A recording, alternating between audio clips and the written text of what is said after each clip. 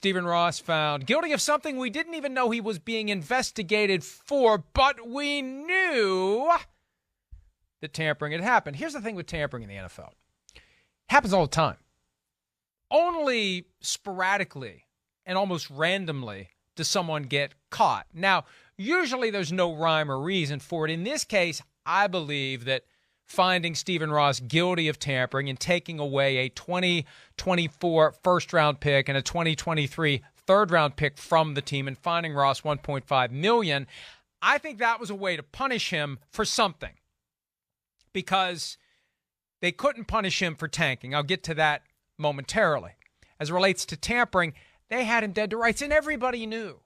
I had just finished a spot with Dan Lebitard where he brought up this bizarre question of why the effort by the Dolphins to get Sean Payton and Tom Brady hadn't been the biggest story of the offseason.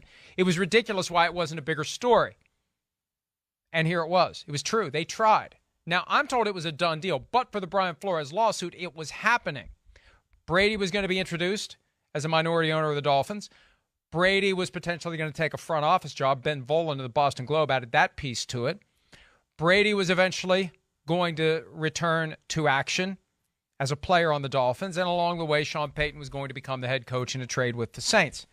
What we learned today was that Ross was caught with his hand in the cookie jar as it relates to Brady. And it didn't just start this year. I remember reporting and explaining on more than one occasion when Tom Brady became a free agent in 2020. In the run-up to that, the Patriots were very fearful that he was going to land with the Dolphins. And Bruce Beal has always been the magnet for Brady to Miami.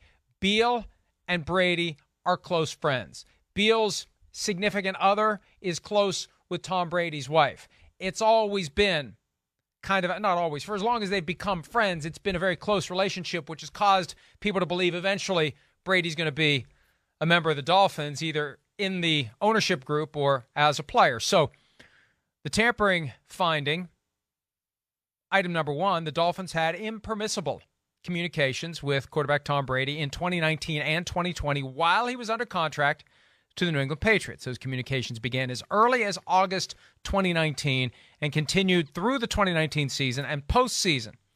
These numerous and detailed discussions were conducted by Mr. Beal, who in turn kept Mr. Ross and other Dolphins executives informed of his discussions with Mr. Brady. So that's how it started. But it continued.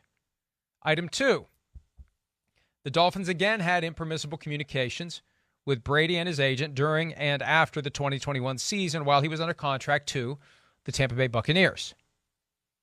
Those discussions began no later than early December 2021 and focused on Mr. Brady becoming a limited partner in the Dolphins and possibly serving as a football executive, although at times they also included the possibility of him playing for the Dolphins.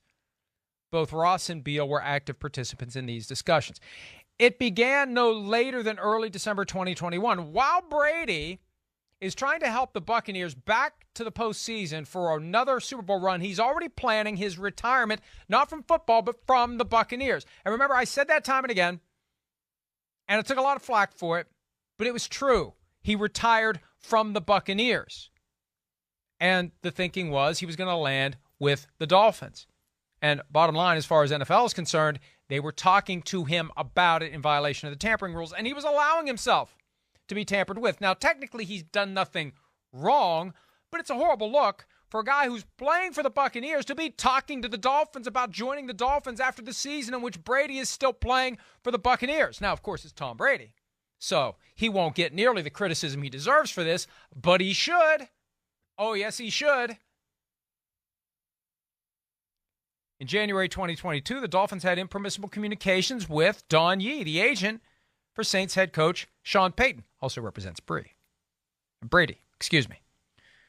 They had conversations with Yee about Payton serving as the Miami head coach. Miami did not seek consent from the Saints to have these discussions, which occurred before Coach Payton announced his decision to retire as coach of the Saints. Following that announcement, Miami requested permission to speak to Coach Payton for the first time, which New Orleans declined to grant. Now, we had already explained that. We had reported on that Chris Greer said no when Jeff Ireland, the former Dolphins GM and assistant GM with the Saints, called Greer. However, the discussions were happening at a higher level. And this was all done. They can whack Ross for tampering, but the reality is, after the tampering, the wheels were in motion. The pieces were in place for the Dolphins to get Peyton and to eventually get Brady. It got derailed by the Flores lawsuit. And there's still people who are like, oh, well, you reported that it was a done deal, and this is just that there was tampering. Oh, come on, people. Do you really think that we're only partially right on this when we'd been doubted for so long? When we've been accused of making up? As I've said time and again, if I'm going to make stuff up, it's going to be a lot more interesting than this, although this was pretty interesting. So we were right, and no one else is going to say it, although some are today, and I appreciate that. But we're going to say it. We were right about this, and it's amazing it wasn't a bigger story.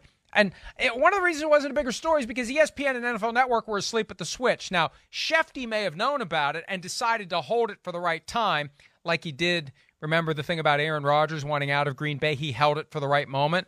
He may have been waiting for the right moment to break it. He may have known about it, but they never reported it. It didn't create 3 days of the snake eating its own tail on ESPN with studio shows and Sports Center and talking, and under the bottom of the screen. It never happened, so it didn't become a big story. And NFL Network was asleep at the switch as well.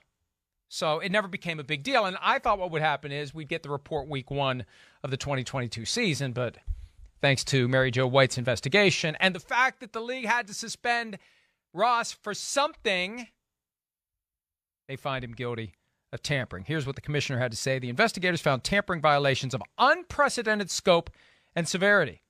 I know of no prior instance of a team violating the prohibition of tampering with both a head coach and a star player to the potential detriment of multiple other clubs over a period of several years.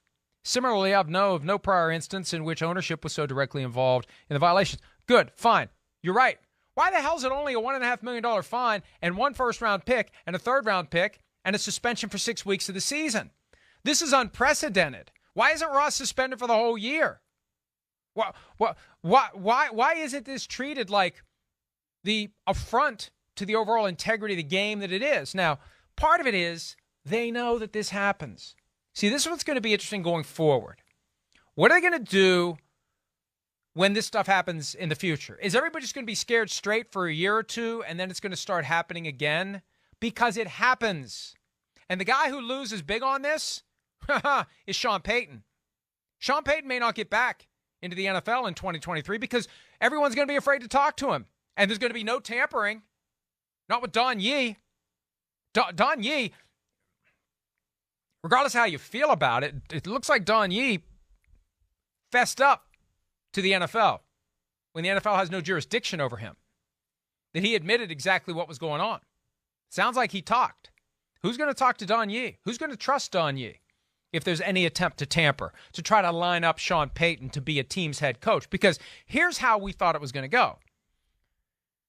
A team, before it fires its own head coach, is going to try to figure out if it can get Payton. Once it knows it can get Payton, then it activates the effort to move on from its current coach, just like Jerry Jones was going to do 3 years ago when he was going to fire Jason Garrett and hire Sean Payton. So that's a little twist to this that we'll probably discuss more on PFT Live on Wednesday. Payton's effort to get back in the NFL may have been complicated by this outcome of tampering. So that's the tampering side of it. Hi, I'm Mike Tirico, and thanks for watching. Make sure to hit subscribe for the latest news and highlights from NBC Sports.